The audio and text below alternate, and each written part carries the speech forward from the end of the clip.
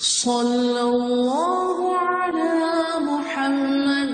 صلی اللہ علیہ وسلم. اللہم صل علی محمد النبی الأمی وعلی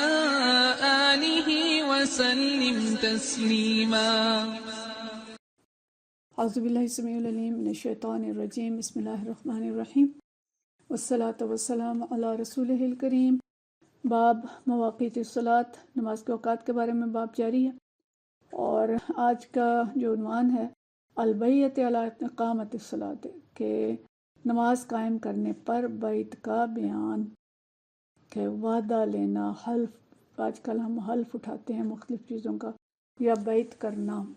کس بارے میں؟ نماز کے بارے میں. اس بات کی طرف اشارہ ہے کہ اقامت الصلاۃ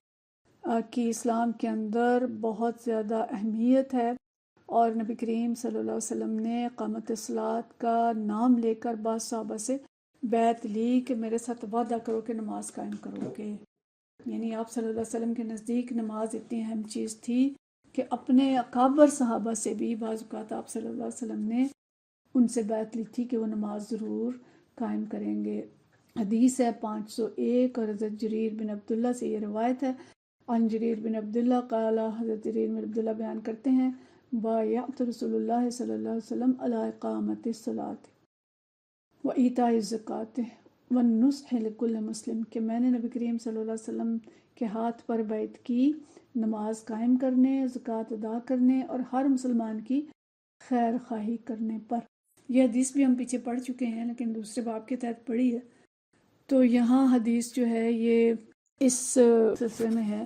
کہ نماز قائم کرنے کے بارے میں اہمیت کا احساس دلایا جا رہا ہے. اور ایک روایت میں آتا ہے کہ بنو ثقیفہ تھے، یہ جو طائف کے علاقے میں رہتے تھے، تو انہوں نے جب ایمان قبول کیا تو انہوں نے کہا کہ ہم ایمان لاتے ہیں لیکن اس شرط پر کہ ہمیں نماز معاف کر دی جائے، کہ ہم نماز نہیں پڑھیں گے، باقی اسلام کے تمام احکام کو بجا لائیں گے. تو آپ صلی اللہ علیہ وسلم نے فرمایا کہ ایسا نہیں ہو سکتا، کہ جس دین میں نماز نہیں ہے گویا اس دین کی قدر و قیمت نہیں ہے، اور یعنی ایسے دین کا تصور نہیں کیا جا سکتا جو نماز کے بغیر، اور میں آپ کی اس بیعت کو قبول نہیں کرتا. تو اور اگر میرے ہاتھ پہ بیعت کرنی ہے تو تمہیں نماز پڑھنی پڑے گی. یہ مفہوم ہے اس کا، حدیث کے الفاظ نہیں ہیں. تو ابو داؤد کے اندر یہ حدیث آئی ہے، جس کا میں نے اس کے جو معنی ہیں وہ بتائے ہیں، اور مسند احمد کے اندر بھی آئی ہے. لیکن مقصد کیا ہے کہ دین کا تصور یا دین اسلام نماز کے بغیر نہیں ہے. ہم پیچھے پڑھ چکے ہیں نماز کی اہمیت کے بارے میں جو حدیث ہیں، لیکن نبی کریم صلی اللہ علیہ وسلم نے بیعت لی تو اس کا مطلب ہے کہ ہمیں بھی اپنے بچوں کو، اپنے اہل خاندان کو، اپنے زیر دستوں کو نماز کی تاکید بھی کرنی چاہیے، نماز کا وعدہ بھی لینا چاہیے. بچے اگر ہاسٹل جا رہے ہیں یا اگر دوسرے ملک جا رہے ہیں، دوسرے شہر جا رہے ہیں، تو نماز کی صرف تاکید ہی نہیں کریں بلکہ ان سے عہد بھی لیں کہ نماز کی پابندی کرو گے. تو جیسے ہم اور بہت سی چیزوں کے بچوں سے عہد بھی لیتے ہیں، انہیں متوجہ بھی کرتے ہیں، تو لازم ہے کہ ہم جو شاعر دین ہیں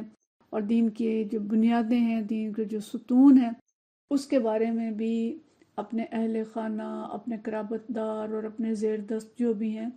ان کو متوجہ کریں اور ان سے وعدہ بھی لیں. اور خاص طور پہ اگر کوئی امیر جماعت ہیں، کوئی کسی بھی گروہ کا کوئی سردار ہے، تو اس کو بھی اپنے زیر دستوں کو ضرور ان چیزوں کی طرف متوجہ کرنا چاہیے، اور خاص طور پہ نماز کی طرف، کیونکہ نماز کی اقامت جس نے کر لی اس نے گویا سارے دین کو قائم کر لیا. اور حضرت عمر رضی اللہ تعالیٰ عنہ کے بارے میں آتا ہے کہ وہ جب کسی کو کوئی ذمہ داری دینے لگتے تھے تو پہلے اس کی نمازوں کے بارے میں معلوم کرتے تھے کہ اس کی نمازیں کیسی ہیں. اور اگر انہیں پتہ چلتا تھا کہ کوئی شخص نماز میں سستی کرتا ہے یا اس کی نمازوں کی ادائیگی ٹھیک نہیں ہے، تو اس کو کوئی بڑی ذمہ داری نہیں دیتے تھے. اور ان کا خیال یہ تھا کہ جو شخص اتنے بڑے فرض کے بارے میں غفلت کرتا ہے تو وہ پھر میرے دی ہوئی ذمہ داری کو کیسے ادا کرے گا. تو اس لیے ہم بھی کسی فرد کو اگر ہم نے اس کو پرکھنا ہو تو ہم اس کی نمازوں کے ذریعے سے اس کو پرکھ سکتے ہیں اور دیکھ سکتے ہیں، اور ذمہ داریاں دینے سے پہلے بھی ہمیں نمازوں کا حال معلوم ہونا چاہیے. اور نماز کی اہمیت کا اس طرف اشارہ ہے کہ نبی کریم صلی اللہ علیہ وسلم اکابر صحابہ سے، اپنے ساتھیوں سے بیعت لیتے تھے نماز قائم کرنے کے بارے میں. اور ہم تو ایک بہت کمزور دور کے اندر ہیں، ہمیں اس پہ بہت زیادہ توجہ دینی چاہیے. اس کے بعد اگلی حدیث ہے، اگلا باب ہے الصلاۃ کفارۃ، کہ نماز کفارہ ہے. یعنی ایک تو نماز کی ویسے اہمیت ہے نا کہ نماز عماد الدین ہے، نماز دین کا ستون ہے، اور یہ جو شخص اس کو قائم کرے گا وہ اپنے دین کو قائم کر لے گا۔ یہاں دوسرے پہلو سے بات آئی ہے کہ نماز جو ہے وہ کفارہ بھی ہے، اور بہت سے گناہ جو ہیں وہ نمازوں کے ذریعے معاف ہو جاتے ہیں۔ اور حدیث ہے 502، اور یہ حدیث جو ہے حدثنی شفیق قال سمعت حذیفہ، شفیق رحمۃ اللہ علیہ یہ فرماتے ہیں کہ ہم نے حضرت حذیفہ رضی اللہ تعالیٰ عنہ سے پوچھا،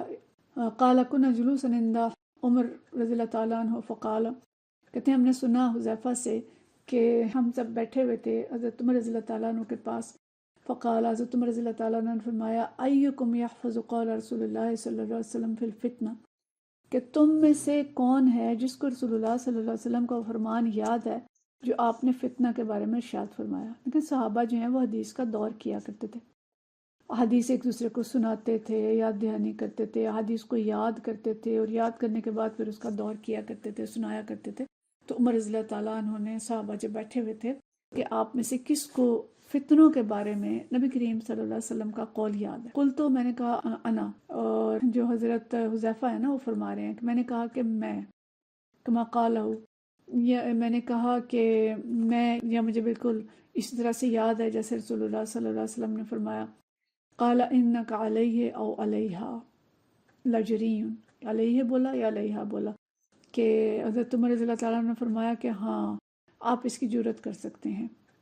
مطلب کیا ہے کہ حضرت حذیفہ جو تھے یہ نبی کریم صلی اللہ علیہ وسلم سے فتنوں کے بارے میں پوچھتے رہتے تھے۔ وہ کہتے ہیں دوسرے لوگ جو ہے نا وہ فضائل کے بارے میں پوچھتے تھے کہ ہم کون سی چیز جو ہے وہ پڑھیں گے تو اس کا ہمیں فائدہ ہوگا، کون سا عمل کریں گے تو اس کا فائدہ ہوگا، اور میں زیادہ تر پوچھتا تھا کہ جو فتنے اور جو اہل ایمان ہیں ان کو کس کس طرح کی آزمائشوں کا سامنا کرنا پڑے گا، یعنی وہ خیر کے بارے میں زیادہ پوچھتے تھے، اور میں شر کے بارے میں پوچھتا تھا کہ شر کیا کیا ہیں، شرور کیا ہیں جن کا لوگوں کو سامنا کرنا پڑے گا۔ تو حضرت حذیفہ جو ہیں یہ خاص طور پر فتنوں کے بارے میں حدیث جو ہیں زیادہ تر آپ دیکھیں گے آگے بھی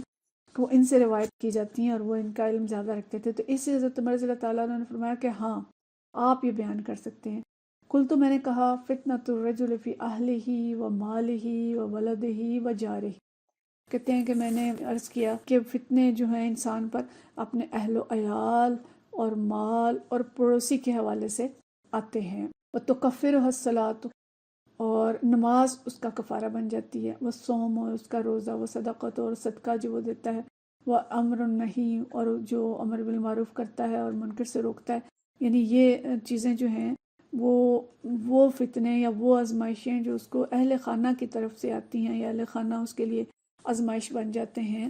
یا ان کے بارے میں کوئی کمی بیشی ہو جاتی ہے، اس کی تشریح ابھی ہم آگے دیکھتے ہیں۔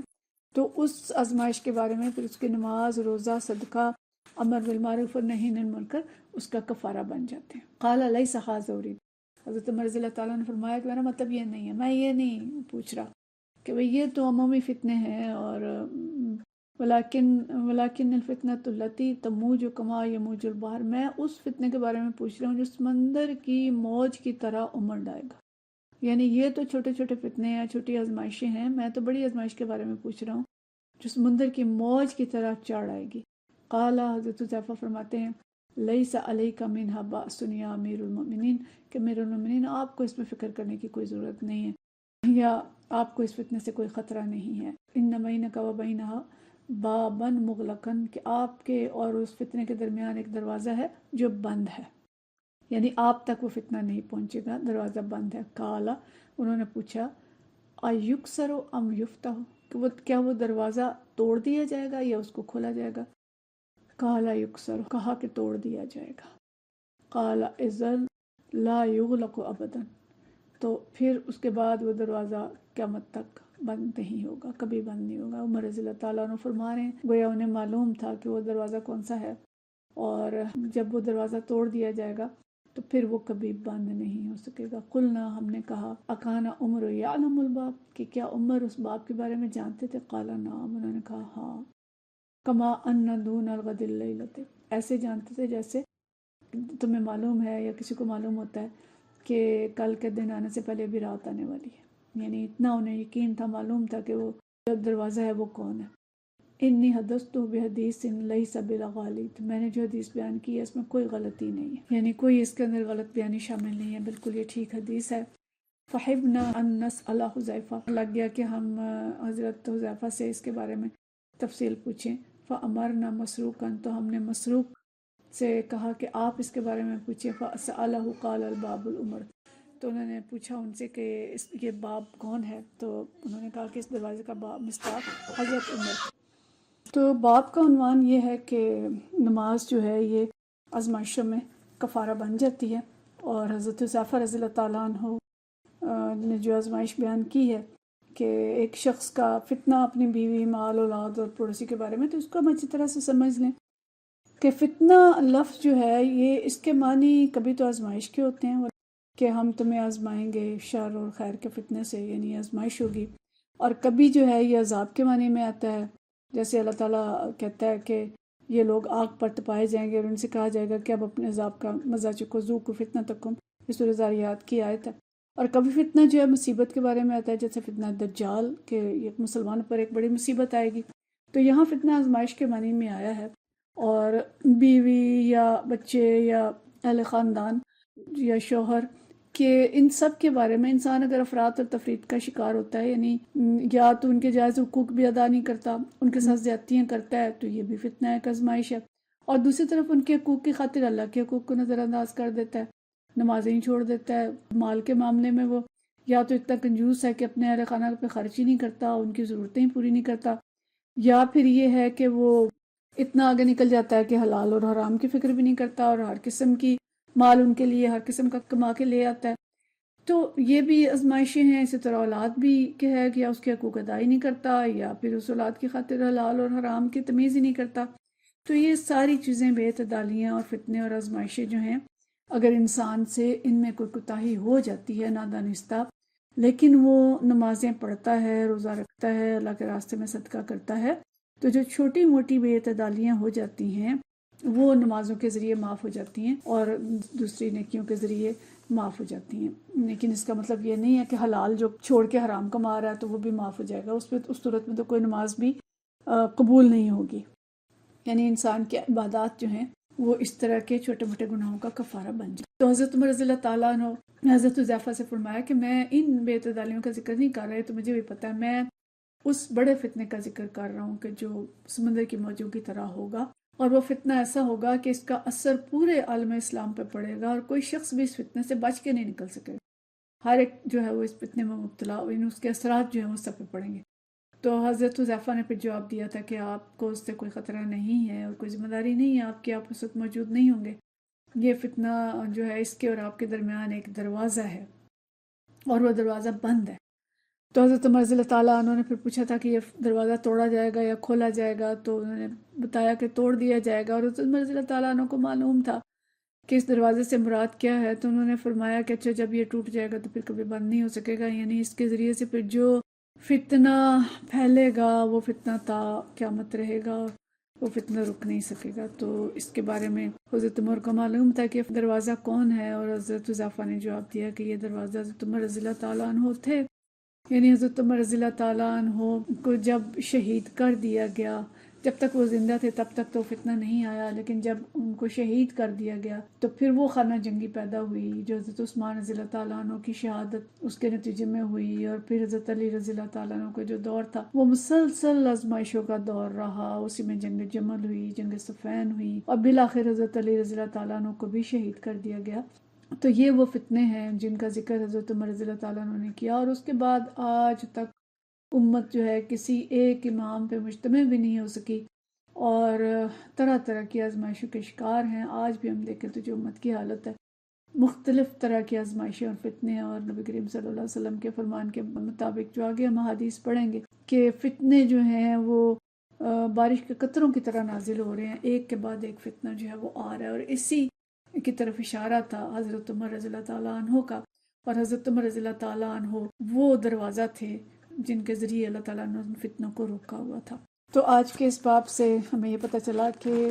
نماز جو ہے وہ ہمیں ہمارے مختلف جو چھوٹے موٹے گناہ ہوتے ہیں ان کا کفارہ بن جاتی ہے، اور اللہ تعالیٰ اس کے ذریعے ہمارے گناہوں کو معاف کرتا ہے، یعنی صغیرہ گناہ جو ہیں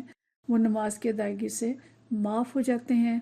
تو ہمیں نماز کا اہتمام کرنا چاہیے، اپنے اہل و عیال کو نماز کی تلقین کرنی چاہیے، ان سے عہد بھی لینا چاہیے، اور ہمیں اللہ سے پر امید رہنا چاہیے کہ ہماری نمازیں انشاءاللہ ہمارے لیے گناہوں کا کفارہ ہوں گی۔ وآخر دعوانا ان الحمدللہ رب العالمین۔ صلی اللہ علی محمد صلی اللہ علیہ وسلم۔